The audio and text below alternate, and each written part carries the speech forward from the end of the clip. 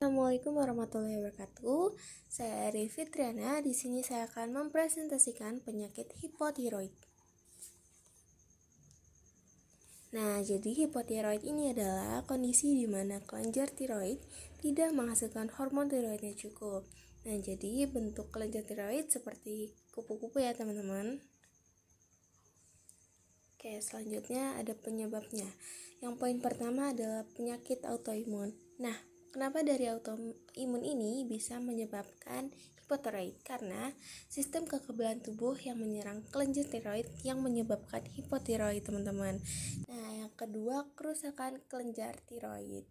Nah, karena awalnya kelenjar tiroid ini menghasilkan hormon tiroid, yaitu ada tiroksin atau T4 dan tridotironin, yaitu T3, yang fungsinya ini untuk mengatur metabolisme tubuh.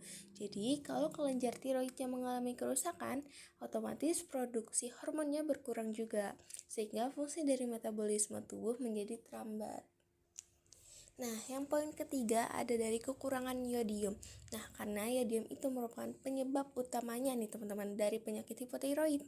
Nah, yodium ini adalah komponen utama atau bahan baku utama yang biasanya digunakan tiroid untuk memproduksi hormon tiroid. Karena tanpa yodium, kelenjar tiroid tidak bisa memproduksi hormon T3 dan T4. Dan ini mengakibatkan gangguan metabolisme ataupun ada berbagai masalah kesehatan lainnya. Dan yang poin keempat, yaitu poin terakhir, yaitu terapi radiasi atau kemo. Nah, terapi radiasi dan kemoterapi dapat menyebabkan hipotiroid karena merusak kelenjar tiroid secara langsung dan mengganggu hormon tiroid atau memicu reaksi autoimun. Maka dari itu, pasien yang menjalani terapi ini biasanya harus menjalani pemantauan fungsi tiroid secara rutin. Nah, selanjutnya ada faktor resikonya nih. Untuk poin pertama, berjenis kelamin wanita. Nah, wanita menjadi salah satu faktor resiko penyakit tiroid, teman-teman. Karena wanita memiliki resiko 5-8 kali lebih besar nih mengidap penyakit tiroid dibanding pria.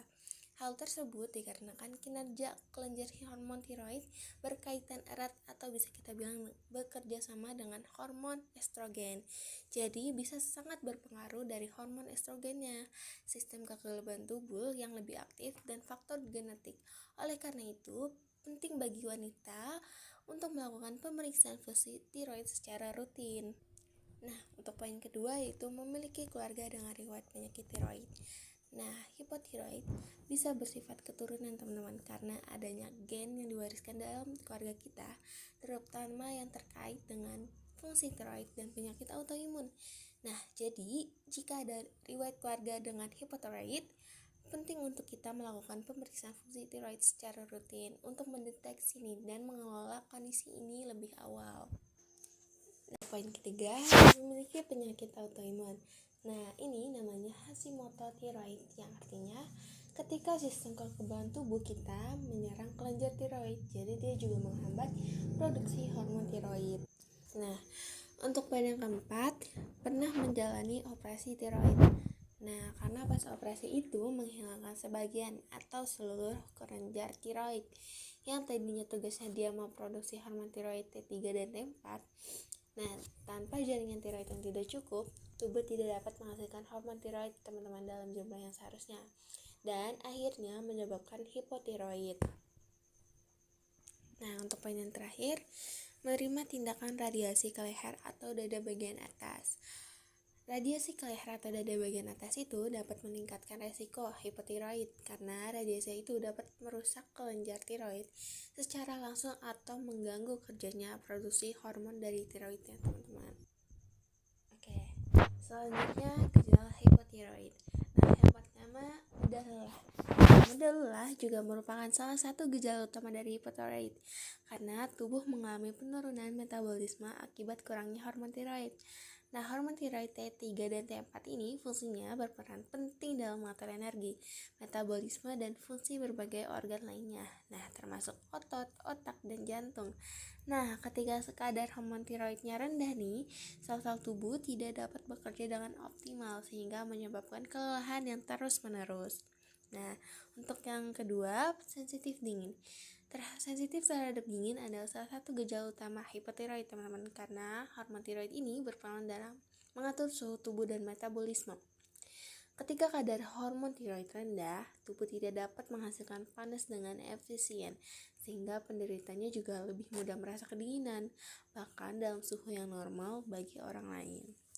Dan yang poin ketiga itu sulit konsentrasi. Nah, karena hormon tiroid berperan juga dalam fungsi otak, termasuk daya ingat dan fokus. Ketika kadar hormon tiroidnya rendah, otak juga tidak bekerja secara optimal, sehingga menyebabkan kesulitan berpikir jernih, mudah lupa, dan sulit berkonsentrasi. Untuk poin selanjutnya yaitu wajah yang membengkak atau myxedema. Hipotiroid menyebabkan metabolisme melambat sehingga tubuh menahan lebih banyak cairan dan zat di bawah kulit nih. Penumpukan ini juga dapat menyebabkan pembengkakan di wajah, terutama di sekitar mata dan pipi. Nah, untuk poin terakhir yaitu penambahan berat badan. Karena pasien yang terkena hipotiroid dapat membakar lebih sedikit kalori dari biasanya, dan tiroid yang kurang aktif dapat menyebabkan kenaikan berat badan. Nah, yang selanjutnya gejala hipotiroid pada bayi. Nah, jadi hipotiroid itu tidak hanya orang dewasa, tetapi pada bayi juga kena. Untuk yang pertama, kurang aktif. Jadi hormon tiroid itu juga mengatur energi sel tubuh, teman-teman. Jika produksinya kurang, tubuh bayi tidak memiliki cukup energi sehingga mereka terlihat lemah, kurang bergerak, dan mudah lelah. Nah, untuk yang kedua, ubun-ubunnya melebar. Nah, pada bayi dengan hipotiroid, kadar hormon tiroid yang rendah menyebabkan tertundanya perkembangan tulang, sehingga ubun-ubun tetap melebar dan menutup lebih lambat dari normalnya. Yang ketiga, kulitnya kering. Nah, hormon tiroid membantu mengatur produksi minyak alami atau sebum pada kulit. Saat kadar hormon tiroid rendah, produksi sebumnya menurun, menyebabkan kulit menjadi kering dan kasar. Untuk yang keempat, menguningnya kulit. Nah, penurunan metabolisme bilirubin. Hipotiroid menyebabkan perlambatan metabolisme tubuh. Akibatnya, bilirubin tidak dapat dikeluarkan dengan efisien, sehingga menumpuk dalam darah dan menyebabkan warna kuning pada kulit dan sklera mata. Untuk yang terakhir yaitu kesulitan makan. Hipotiroid menyebabkan tonus ototnya yang lemah atau hipotonia, termasuk otot-otot yang digunakan untuk mengisap dan menelan. Akibatnya si bayi mungkin kesulitan menyusu atau makan. Untuk yang selanjutnya yaitu gejala hipotiroid pada anak dan remaja. Nah, yang pertama, mudah lelah. Nah, kenapa pada anak dan remaja itu mudah lelah? Karena menyebabkan anak atau remaja mudah merasa lelah meskipun tidak melakukan aktivitas berat. Yang kedua, bradikardia atau detak jantung menjadi lambat. Hipotiroid juga akan membuat proses metabolisme tubuh melambat, dan itu artinya tubuh kita menjadi lebih sedikit oksigen dan nutrisinya, dan detak jantung pun akan menjadi lebih lambat karena tidak perlu bekerja seperti biasanya. Untuk yang ketiga, wajah bengkak. Itu sama aja seperti yang tadi kita bahas, karena ada penumpukan cairan makanya dia wajahnya jadi membengkak. Dan yang keempat yaitu sulit berkonsentrasi. Tadi kita juga bahas ya. Jadi karena hormon tiroidnya rendah, itu jadi otak itu tidak bisa bekerja secara optimal. Nah, sehingga menyebabkan kesulitan berpikir jernih, mudah lupa, dan sulit berkonsentrasi. Yang terakhir yaitu konstipasi. Nah, kondisi ini terjadi karena penurunan kinerja otot usus yang bertugas mencerna makanan. Hipotiroid juga menyebabkan otot usus bekerja tidak normal sehingga lebih lama dalam mencerna makanannya. Selanjutnya ada video patofisiologi hipotiroid. Nanti teman-teman bisa nonton ya. Selanjutnya itu diagnosis. Yang pertama, anamnesis dan pemeriksaan fisik. Nah, di sini pemeriksaan fisik itu kayak meliputi pemeriksaan tanda vital, pemeriksaan konjektiroid, dan pemeriksaan mata. Dan pemeriksaan tanda-tanda vital, denyut nadi cepat atau tidak teraturnya, dan tekanan darah meningkat, kulit terasa hangat dan lembab, dan terakhir pemeriksaan kelenjar tiroid. Yang kedua yaitu tes darah, yang dimana caranya itu kayak diukur melalui tes darah di lab, di laboratorium. Dan fungsinya ini, jadi hormon ini kan diproduksi dari kelenjar otak yaitu pituitari. Nah, fungsinya ini untuk mengatur produksi hormon tiroid T4 dan T3. Nah, untuk yang kedua yaitu tes darah.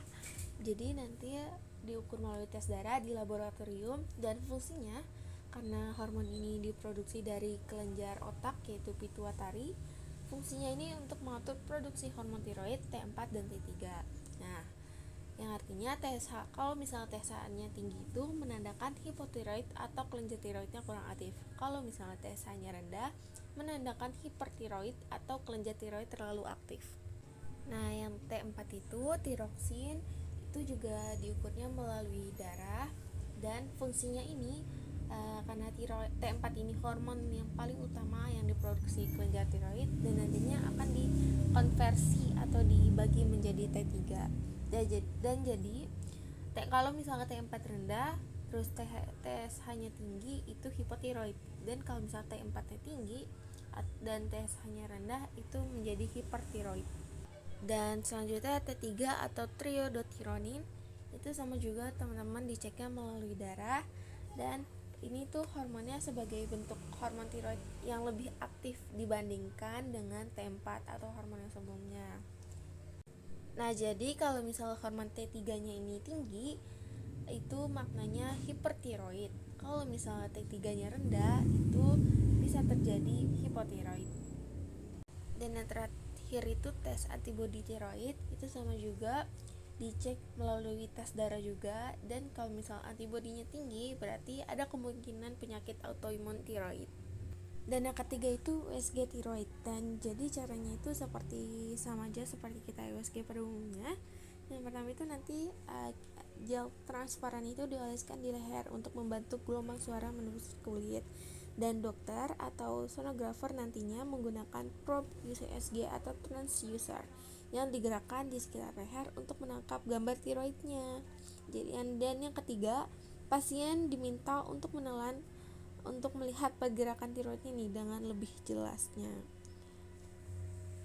Dan biasanya pemeriksaan itu membutuhkan waktu hanya berlangsung 10-20 menit. Dan nantinya hasil dari USG tiroid ini untuk melihat apakah ada pembesaran atau kelainan pada tiroidnya, dan bisa menentukan ukuran, lokasi, dan apakah berisi cairan atau padat. Dan ada perubahan tekstur, itu bisa menunjukkan peradangan atau penyakit autoimun seperti tiroiditis Hashimoto.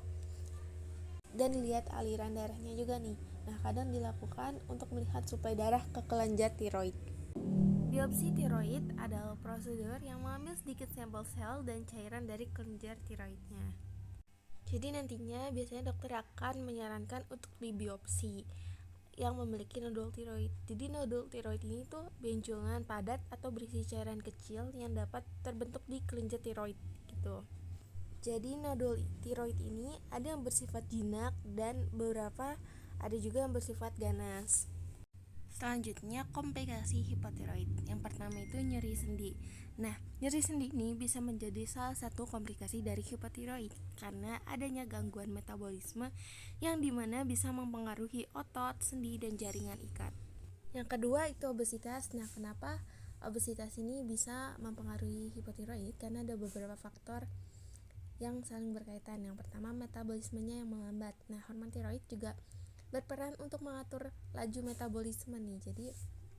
Dan yang kedua, hipotiroid juga dapat menyebabkan penumpukan cairan di dalam jaringan tubuh sehingga meningkatkan berat badan yang menaik dan memberikan kesan obesitas. Dan yang ketiga yaitu gejala hipotiroid biasanya memang mudah lelah dan lesu, dan kurangnya energi membuat seseorang cenderung menjadi kurang aktif. Nah, karena kurangnya aktivitas fisik menyebabkan pembakaran kalori ini menurun sehingga memudahkan penumpukan lemak. Dan yang terakhir itu perubahan nafsu makan. Biasanya beberapa penderita hipotiroid juga mengalami peningkatan nafsu makan dan dapat menyebabkan asupan kalori berlebih yang akhirnya disimpan sebagai lemak. Yang ketiga itu koma myxedema. Jadi koma myxedema ini adalah komplikasi yang paling berat dari hipotiroid yang terjadi ketika kekurangan hormon tiroid mencapai tingkat yang sangat ekstrim sehingga menyebabkan kegagalan multiorgan dan penurunan kesadaran. Dan yang keempat, infertilitas atau gangguan kesuburan. Nah, gangguan kesuburan ini dapat terjadi pada penderita hipotiroid Karena hormon tiroid ini juga memiliki peran penting dalam mengatur fungsi sistem reproduksi. Jadi hormon tiroid juga berpengaruh pada keseimbangan hormon reproduksi, baik wanita maupun pria. Dan yang terakhir, gangguan jantung. Jadi gangguan jantung bisa menjadi komplikasi dari hipotiroid karena kan hormon tiroid juga berperan penting dalam mengatur fungsi jantung dan metabolisme.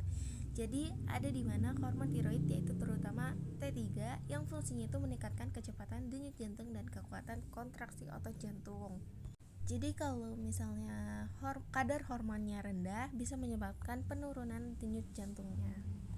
Dan hipotiroid ini tuh juga dapat menyebabkan retensi cairan atau penumpukan cairan. Jadi penumpukan cairan dapat meningkatkan beban kerja jantung dan dalam jangka yang panjang. Dan serta meningkatkan potensi gagal jantung, peningkatan tekanan darah. Dan dari faktor-faktor tadi membuat jantungnya ini tuh harus bekerja lebih keras sehingga seiring waktu meningkatkan resiko gangguan pada jantung. Nah, selanjutnya pencegahan primer. Yang pertama, konsumsi iodin yang cukup. Untuk memenuhi kebutuhan yodium, dianjurkan mengonsumsi makanan yang mengandung yodium. Selain garam yang beryodium, ada beberapa jenis makanan yang kaya yodium seperti udang, rumput laut, ikan laut termasuk ikan tuna, kerang, susu dan produk olahannya seperti keju dan yogurt, terus telur dan lain-lain. Jadi ada acuan asupan harian yodium itu yang dibutuhkan baik usia kurang dari 1 tahun yaitu 90-120 mikrogram per hari, anak usia 1-11 tahun itu 120 mikrogram per hari, orang dewasa dan remaja 150 mikrogram per hari, ibu hamil 220 mikrogram per hari, ibu menyusui 290 mikrogram per hari. Yang selanjutnya, hindari paparan zat berbahaya terutama radiasi pada area leher yang berlebihan dapat mempengaruhi kesehatan pada tiroid. Yang ketiga itu menjaga pola hidup yang sehat seperti mengkonsumsi makanan bergizi atau asupan iodin yang cukup dan pastikan mendapatkan iodin dari sumber seperti garam beriodium, makanan laut, produk susu dan telur. Dan yang kedua, nutrisi seimbang. Sertakan sayur-sayuran, buah-buahan, protein dan lemak sehat dalam mendukung kesehatan sel dan sistem imun kita. Dan aktivitas fisik secara teratur. Olahraga bisa secara rutin seperti jalan cepat, berenang, atau yoga.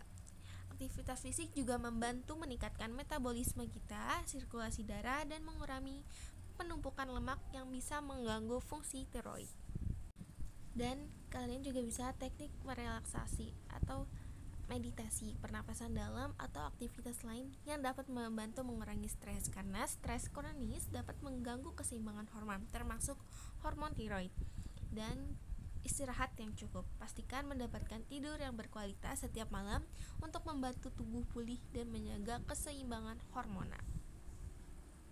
Dengan menerapkan pola hidup sehat yang mencakup nutrisi yang tepat, olahraga, manajemen stres, kita dapat mendukung kesehatan kelenjar tiroid dan mengurangi resiko terjadinya hipotiroid.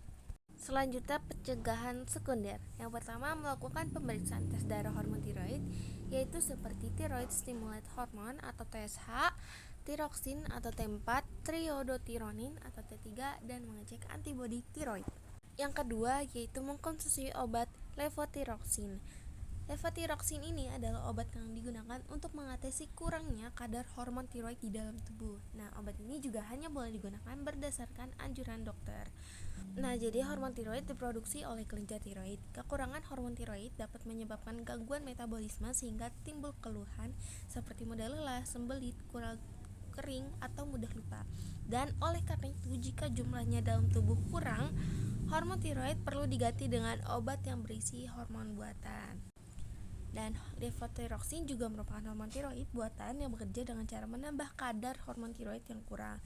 Dengan begitu, kadar hormon tiroid dapat kembali seimbang dan gejala hipotiroid bisa mereda. Selanjutnya, pencegahan tersier, yaitu yang pertama menjalani pengobatan. Pengobatan untuk penderita hipotiroid terutama bertujuan untuk menggantikan hormon tiroid yang kurang dalam tubuh.